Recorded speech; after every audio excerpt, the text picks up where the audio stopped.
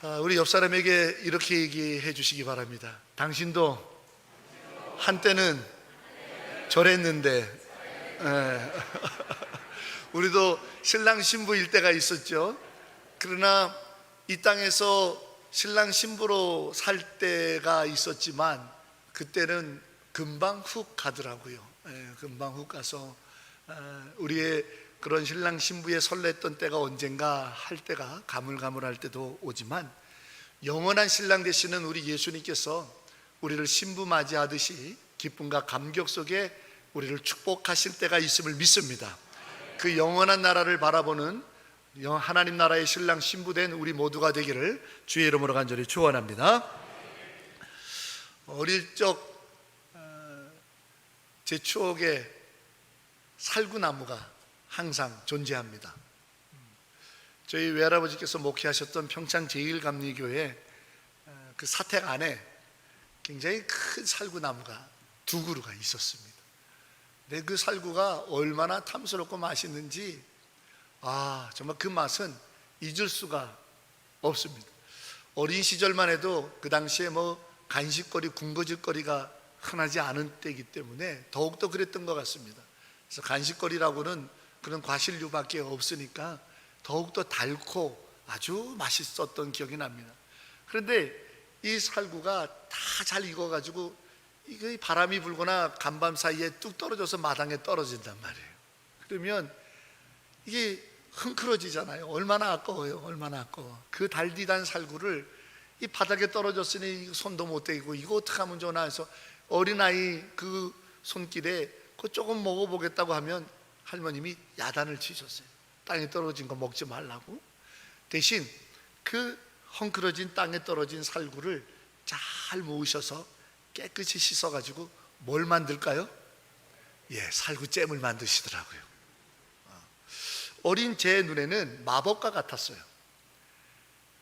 나무에 달려져 있었던 살구는 너무 아름답고 예쁜 영롱한 분홍빛이 나고 한숨 먹으면 얼마나 단맛이 입에 가득한지 향기롭고, 그런데 땅에 떨어진 그 살구 열매는 형체가 알아볼 수 없을 정도로 버려지고 지저분할 수도 있고 보기 흉할 수도 있고, 그런데 그거를 잘 수거해서 깨끗이 손질한 후에 잼을 만드니까 더 달콤한 거죠.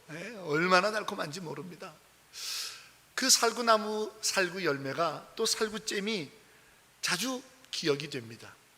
성도 여러분, 살다 보면 우리의 삶도 살구나무에 잘 익어서 맺혀져 있을 때는 보기 좋고 그 형상도 예쁘고, 소위 오늘날 경제 논리로 보면 상품 가치가 대단하죠. 하지만 이러저런 일 때문에 떨어져 버리면 사람들의 발에 밟히기도 하고 짐승의 먹이나 되고 벌레들만 꼬이고 사람들이 보기에 에이 지저분해 하는 인생의 순간도 우리는 있습니다. 그럴 때면 절망이 찾아오지요. 다 끝났나 보다. 내 인생은, 나는 더 이상 값어치가 없는 삶인가 보구나. 나는 사람들에게 감동을 끼칠 수도 없고 이 땅을 살아가면서 향기롭지도 못할 그런 내 삶이 아니겠나. 병들어 보니까, 노년에 접어들어 보니까 내가 인생에 잘 나갈 때가 아니고 조금 어려운 순간을 맞이하고 보니까 그런 자괴감과 슬픔, 또 자격지심들이 물밀듯이 내 안에 몰려들지요. 또 그렇지 않더라도 내 인생을 순탄하게 살고 잘 살았는 줄 알았는데 누군가 이렇게 보니까 같은 연배인데 저 사람은 배운 것도 많고 세련돼 보이고 세상에서도 사람들이 인정하는 것 같은데 나는 뭔가 배움도 짧고 뭘 하든지 좀 투박스러운 것 같고, 나는 비교해 보니까 땅바닥에 떨어진 살과 진배 없다라는 그런 생각이 또 갑자기 불현듯 들 때도 있어요. 하지만 기억하세요. 우리 하나님께서는 저희 외할머니처럼 그 땅에 떨어진 살구 열매 하나도 함부로 버리지 아니하시고 귀히 여겨주시고 그 형상이 깨트러져서 쓸모없을 것 같은 땅바닥에 떨어진 내 인생도 우리 하나님은 잘 모아다가 세상이 깜짝 놀랄 만한 딸기잼과 살구잼, 이런 향기로운 맛난 것으로 변화시키사 우리로 값어치 있는 인생 되게 하시는 주님이신 줄로 믿습니다. 때로 우리는 하나님의 형상이 엉그러진 내 모습을 발견해요. 세상에 이러저런 것 때문에. 하지만 하나님께서 보시는 우리 안의 형상은 세상이 보는 것, 겉모습으로 보지 않으신단 말이죠. 내가 너를 잘 아노라. 내가 너를 잘 아노라. 내 마음의 기쁨도, 내 마음의 정성도, 내 마음의 소망도 내가 아노라. 사람들은 내 보여지는 모습으로만 너를 알지만 나는 이미 너를 머리카락까지도 세심받은 내 하나님이라. 내가 너를 잘 아노라. 내가 너의 그 형상을 회복시켜서 세상이 줄 수 없는 평안 가운데 가장 가치 있는 인생이 되게 할 사람은 나다, 나다 하시면서 하나님께서 우리의 삶을 언제나 버리지 아니하시고 강건하게 붙들고 계신다라는 사실을 굳게 믿는 이 아침이 되기를 주의 이름으로 축원합니다. 땅바닥에 떨어진 살구로 끝나지 않습니다. 땅바닥에 떨어져서 쓸모없을 것 같은 살구로 버려두게 내버려 두지 아니하십니다. 더 아름다운 향기로, 더 달콤한 단맛으로 많은 사람들이 좋아할 만한 인생의 모습으로 우리를 가장 값어치 있게 사용하실 수 있는 놀라운 신비의 은혜를 더해 주시는 분이 나의 주, 나의 하나님이시라는 믿음이 오늘 이 아침 우리 성도들의 신앙이 되기를 간절히 축복합니다. 이스라엘 사람들이요, 땅에 떨어진 살구보다도 못한 신세가 됐습니다. 그 화려했던 다윗성은 다 무너졌고요, 그 놀랍고 아름다웠던, 그래서 시바의 여왕까지도 와서 구경하러 올 수밖에 없었던 소문난 예루살렘 솔로몬의 성전은 돌 위에 돌 하나 남겨지지 않도록 무너져 버리고 포로로 잡혀가서 죽을 고생하고 있는 게 오늘 선지자 에스겔이 활동하던 시대입니다. 약 50년의 세월이 지났습니다. 여러분, 50년 전에 여러분의 모습이 어땠는지 기억이 나시나요? 잘 기억 안 납니다. 50년 전에 있었던 일들을 낱낱이 기억하시나요? 아니요, 기억 못합니다. 50년 전에 어떤 일이 있었는지, 50년 전에 그 영화로웠던 다윗성, 50년 전에 그 아름다웠던 예루살렘 솔로몬의 성전. 그런데 이 선지자 에스겔이 활동하던 이 시대에 이스라엘 사람들은 50년 전에 그 영화로운 모습은 구경도 잘 못했던 다음 세대들이 대부분이에요. 50년 전에 그 영화로움을 알고 있었던 어른 세대들은 다 50년 세월이 무색하게 너무 늙어져 갖고 또 이 땅의 삶이 마무리돼서 하나님께 부름을 받아갔어요. 그냥 얘기로만 듣던 다윗성, 얘기로만 듣던 예루살렘 성전 얘기는 거예요.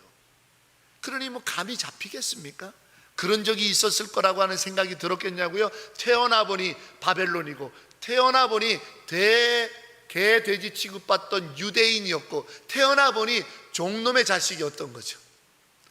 그게 바벨론 포로에 있었던 젊은 세대 이스라엘의 현 주소였습니다. 희망도 말할 수 없었고 자부심을 가지기는커녕 어쩌면 부모 세대를 원망하고 있었는지도 모릅니다. 왜 내 부모가 유대인이었나 이 말이에요. 왜 내 부모의 밑에서 내가 태어났냐고 부모를 미워하고 있었던 세대인지도 모르겠습니다. 그런 그들에게 오늘 성경은 놀라운 사실을 들려줍니다.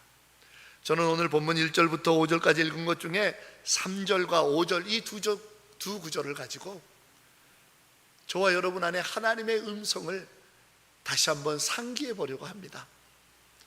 성도 여러분, 3절 5절 이 두 절 말씀을 붙들으셔서 혹여나 이스라엘 백성과 같은 떨어진 살구 열매 같은 나라고 느껴지고 계시고 있는 분이 혹 있다면, 인생이, 우리 집 가정이 거의 콩가루 같이 돼서 왜 이렇게 됐나 우리 집이 라고 하는 탄식의 기도가 있는 분이 있다면, 그리고 혹시나 여러분 각자의 생각 가운데 우리 조암교회가 떨어진 살구 열매와 진배 없어 하고 실망스러운 부분을 느끼고 계신 분이 있다면, 또한 이 나라 이 민족 대한민국이 이제는 끝났어 라고 하며 속상해 하시고 계시는 분이 혹 있다면, 오늘 3절과 5절 이 두 절 말씀 가운데 주의 음성을 들으면서 떨어진 살구 열매 맞지만 깨끗하게 하셔서 놀라운 영광으로 변화시켜 주시는 하나님의 위대하심에 의지할 수 있는 은혜가 여러분 안에 있기를 바랍니다. 먼저 5절을 보면 하나님의 영광이 성전에 가득하더라 이렇게 쓰고 있어요. 근데 이게 말이 안 된다 이 말입니다. 왜? 금방 설명드렸잖아요. 성전은 이미 50년 전에 다 무너져서 그런 게 있었는지를 얘기만 들었지 한 번도 보지 못한 이들이 수두룩했단 말이에요. 그 영광의 순간을 맛본 적이 있는 사람이 많지 않은 시절이에요. 그리고 심지어 그 영광의 성전에서 하나님께 예배하며 큰 은혜를 누렸던 세월도 이미 50년이 지나간 거예요. 그러니 생존에 하고 있었던 이도 가물가물합니다. 가물가물해요. 가물가물하다고요. 그런 메마른 상태에 있는 이들에게 하나님의 성전에 아버지의 영광이 가득가득 충만하더라고 하는 이 환상은요, 망상에 가깝고 착각이라고 불릴 만한 일입니다. 그런데 오늘 저는 이 말씀을 통해 가슴이 뜁니다. 왠 줄 아세요? 그래요, 망가져버린 인생이고요, 그게 병이든 돈이든 인간관계든 사업의 실패든 뭐 어쩌고 저쩌고 하더라도 내 인생이 망가졌다라고 생각할지라도, 심지어는 우리 집이 왜 이렇게 됐나, 언제부터 우리 가정이 이렇게 형제간에 또 이러이러한가 라고 하고 너무 속상해 하더라도, 또 우리 교회가 이 나라가 라고 좀 비관적인 생각이 씁쓸하게 든다 하더라도, 버려진 폐허, 누구도 꿈꿀 수 없는 그 터전, 정말 떨어진 살구 열매같이 흉측한 그곳을 버려두지 않고 외면하지 않고 부끄럽게 여기지 않고 사람들은 찾지 않고 사람들은 다시 그곳에 가지 않더라도 아버지의 영광은 그곳에 임하였다라는 사실입니다. 이게 놀라운 일이에요. 인생 살다가 병들 수 있고, 인생 살다가 실패할 수 있고, 인생 살다가 모날 수 있고, 인생 살다가 참 억울한 일 당하면서 괴로워할 수 있어요.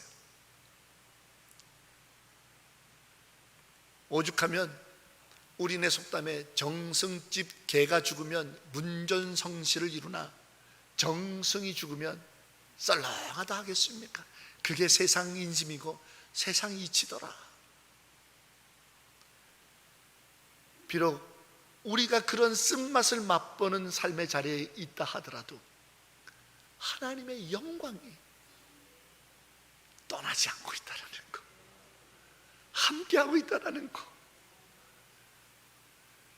떨어진 살구 열매같이 흉측하고 벌레나 꿰고 팔이나 꿰 수밖에 없는 그런 내 삶을 하나님의 영광이 가득 보호하고 하나님의 영광이 충만해서 존귀하게 여기고 하나님의 영광이 놀라운 역사를 꿈꾸게 하다라는 이 사실 하나, 여호와의 영광이 성전에 가득하더라.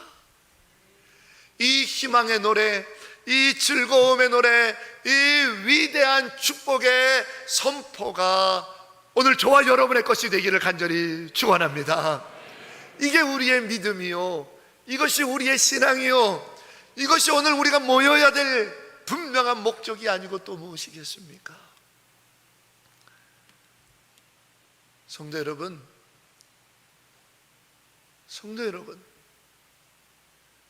그 어떤 것이 우리의 희망의 근거가 될 수 있습니까? 그 어떤 것으로 인생이 살만하다 말할 수 있으시겠습니까?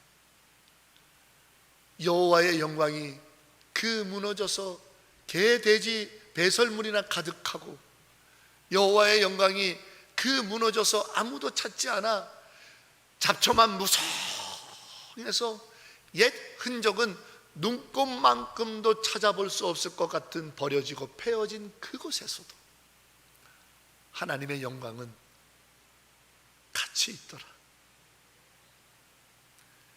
이 믿음이 우리의 희망이요, 이 믿음의 역사가 우리 가정의 살길인 줄로 믿습니다.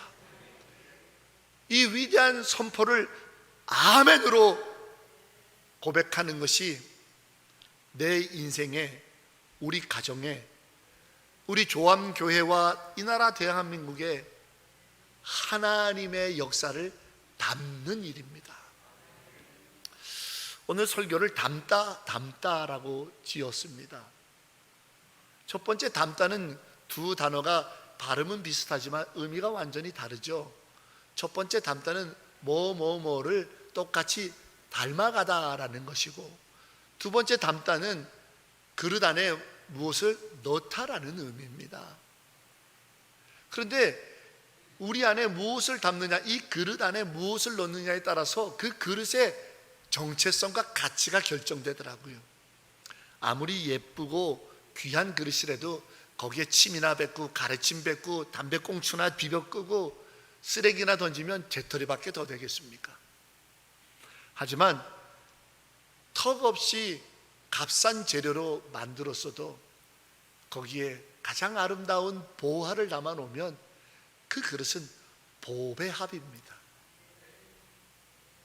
그런데 우리는 무엇으로 만들어졌느냐에 우리 인생의 가치가 있고, 우리 인생이 부러워지면서 나도 저렇게 되고 싶다라고 닮아가기를 원하더란 말이에요. 그러나 우리가 정말 닮고 싶어하는 인생, 우리가 닮고 싶어하는 교회, 우리가 닮고 싶어하는 나라, 우리가 닮고 싶어하는 가정들이 무엇을 담아내고 있는지는 모르고 있어요. 잘 사는 나라 같고, 부유한 집안 같고, 좋은 교회 같아 저렇게 닮고 싶다 우리 흔히 말하지만, 정말 그 안에 쓰레기가 담겨져 있는지, 그 안에 생명이 담겨져 있는지, 오늘 이스라엘 백성들의 폐허된 성전의 터전은 담아져 있는 것은 다 보잘것없는 잡초나 쓰레기나 동물들의 배설물일지 모릅니다. 그러나 그 속에 진짜 담겨져 있는 것이 오늘 성경 5절에 여호와의 영광이 맞다면, 여호와의 영광인 것을 믿는다면, 여호와의 영광의 역사라면 회복될 줄로 믿습니다. 하나님의 영광으로 닮아져 갈 줄로 믿습니다. 그 겉모습은 변화될 것입니다. 놀라운 역사와 증거들이 나타날 것입니다. 우리가 정말 닮고자 하는 것은 무엇입니까? 우리가 무엇을 담아야 하겠습니까? 성도 여러분, 절망을 담지 마십시오. 나도 모르는 사이에 절망의 인간으로 닮아갑니다. 성도 여러분, 미움을 자꾸 담지 마십시오. 나도 모르는 사이에 분노하고 화내는 자의 모습으로 닮아갑니다. 성도 여러분, 좌절과 비난과 포기를 자꾸 담지 마십시오. 나도 모르는 사이에 안 되는 인간으로 닮아갑니다. 비록 지금 우리의 모습이 무너진 성전과 같이 허망하고 참 어려운 신세라도 이제라도 다시 여호와의 영광을 담기 시작한다면, 여호와의 영광이 나를 떠나지 않고 있다라고 하는 이 말씀을 아멘으로, 이 말씀을 아멘으로 믿는 믿음을 내 안에 담기 시작한다면, 그 믿음을 여러분 가정 안에 담기 시작한다면, 그 믿음을 우리 교회에 담기 시작한다면 하나님의 영광으로 닮아갈 줄로 믿습니다. 하나님의 위대함으로 닮아갈 줄로 믿습니다. 하나님의 역사로 닮아갈 줄로 믿습니다. 그것이 우리의 신앙입니다. 이것이 우리의 믿음입니다. 바라고 또 바라기는 여호와의 영광이 내 안에 있음을 믿습니다. 여호와의 영광이 우리 가정에 떠나지 않고 계심을 믿습니다. 여호와의 영광이 이렇게 부족하고 저렇게 연약하고 이렇게 참 안타까운 모습이 보일지 모르지만 이 조함제단에 충만한 줄로 믿습니다.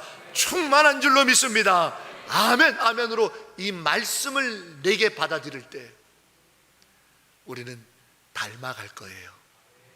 예수님을, 하나님 나라를, 천국을, 그의 위대한 은혜를 말입니다. 이 주님 닮음의 역사를 향하여 이 믿음의 말씀을 아멘으로 담아내는 희망의 성도, 승리의 성도가 우리 모두가 되기를 주의 이름으로 축원합니다. 또한 우리의 눈길을 3절에 보니까 하나님의 영광이 임하는 모습을 선지자가 목도하는 거예요. 동쪽 문으로 들어온다는 거예요. 그런데 그 영화로움을 내가 볼 때 아차! 하고 선지자가 옛날 생각이 났다라는 겁니다. 무슨 생각? 이 성전에 하나님께서 임하셨던 이전의 사건들요. 그게 뭐냐면 하나님의 심판이었습니다. 그래서 에스겔 10장과 11장을 잘 읽어보시면 하나님의 영광이 성전을 떠나가던 모습이 잘 기록되어져 있습니다. 하나님의 거룩한 임재가 성전을 심판하고 이스라엘을 심판해서 오늘날 우리의 죄 때문에 이런 일이 벌어졌다라는 그 옛날 생각에 선지자는 덜컥 겁이 난 거예요. 옛날처럼 또 하나님의 징벌과 형벌, 그 심판이 우리에게 도래했는가 두려운 거예요. 그래서 선지자가 선택한 게 뭡니까?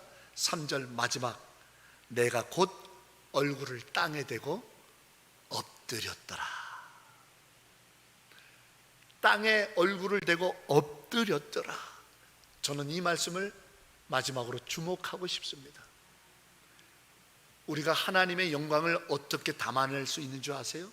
우리가 하나님의 은혜를 어떻게 우리 인생과 가정에 담을 수 있는 줄 아세요?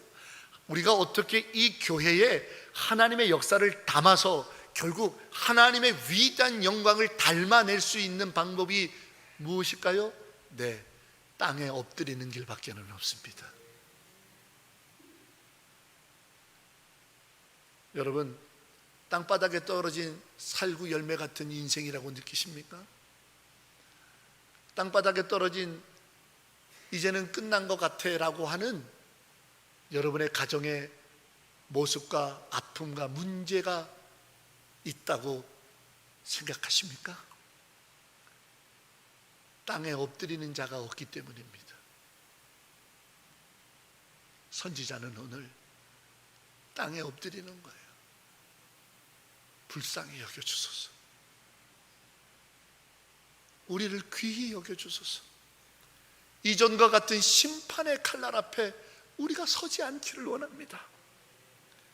주여, 이 연약한 자의 울부짖은 회개의 기도를 들으사 심판의 주로 임하시는 것이 아니라 회복과 치유와 영광의 하나님으로 내게 와 주옵소서.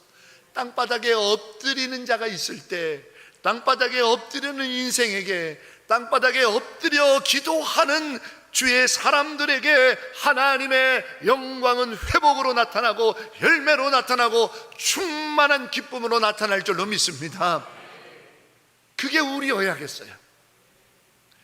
나라를 욕하는 것은 쉬운 일입니다. 위정자들을 향하여 돌을 던지는 것도 쉬운 일입니다.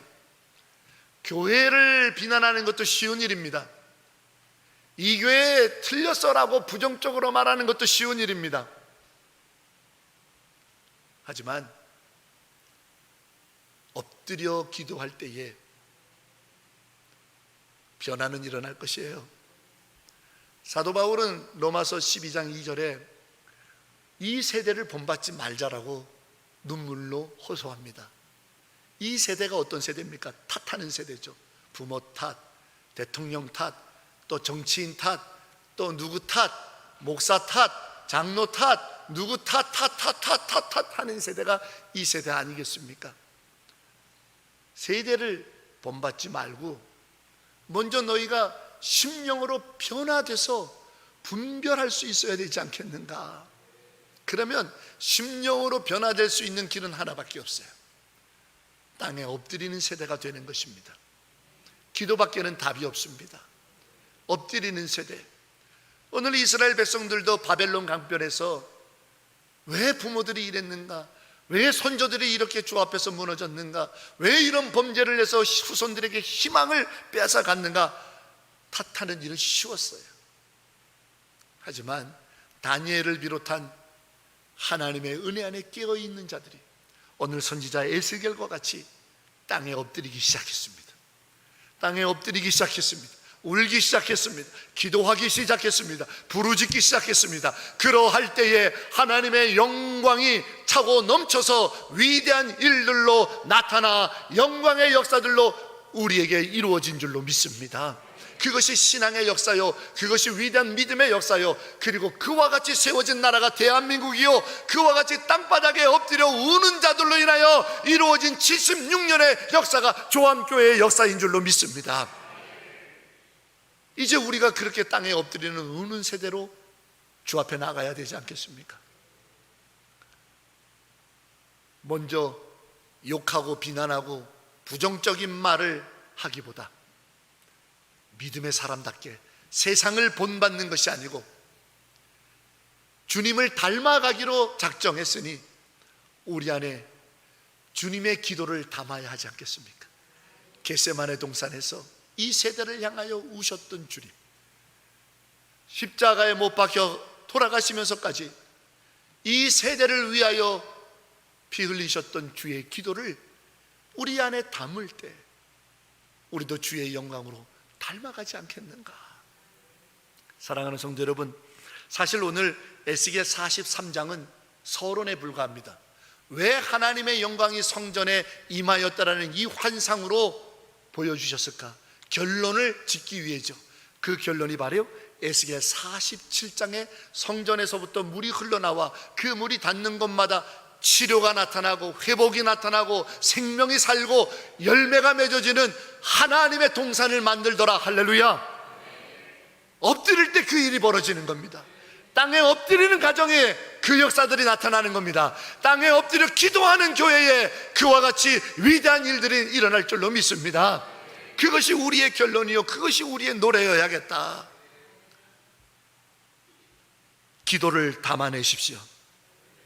그럴 때 47장에 기록되어져 있는 하나님의 위대한 영광의 역사가 우리의 삶에도 닮아져 나타날 줄로 믿습니다. 땅에 엎드려지는 이 선지자의 기도를 담아내십시오. 그럴 때 에스겔 47장의 환상에 보이는 사는 역사, 생명의 역사, 치유의 역사, 회복의 역사로 닮아져 가는 교회요, 나라요, 여러분의 가정이요, 여러분의 심령 인생이 될 줄로 믿습니다. 그리하여 에스겔 이 선지자 말씀의 결론이 뭔지 아십니까? 에스겔 48장 35절입니다. 그 성읍의 이름을 이제부터 여호와 삼마라 부르리라. 여호와의 삼마는 하나님이 거기 계시다라는 뜻입니다. 하나님이 계시는 가정, 하나님이 거기 계시는 대한민국, 하나님이 거기 즐거이 계시는 조함교회, 하나님이 함께 거기 계시는 여호와 삼마의 인생이 되는 우리가 되기를 바랍니다. 그러려면 여호와 삼마의 영광으로 닮아가려면 이제 기도를 담아냅시다. 여호와의 영광이 우리 안에 임하였다라고 하는 이 말씀의 아멘으로 말씀을 믿음으로 담아내셔서 이 위대한 여호와 삼마, 회복의 치유, 그 위대한 생명 강가에 은혜로 여러분의 심령이, 여러분의 가정이, 우리 교회가 닮아가는 기쁨의 노래가 있기를 주의 이름으로 간절히 축원합니다. 할렐루야. 주님, 여호와의 영광이 결코 떠나지 아니하고 같이 계시다라는 믿음을 아멘으로 담는 자, 엎드려 우는 기도를 담아내는 자, 우리 이기를 소망합니다. 여호와 삼마의 영광으로 닮아가게 하여 주시옵소서. 예수님의 이름으로 간절히 기도하옵나이다. 아멘.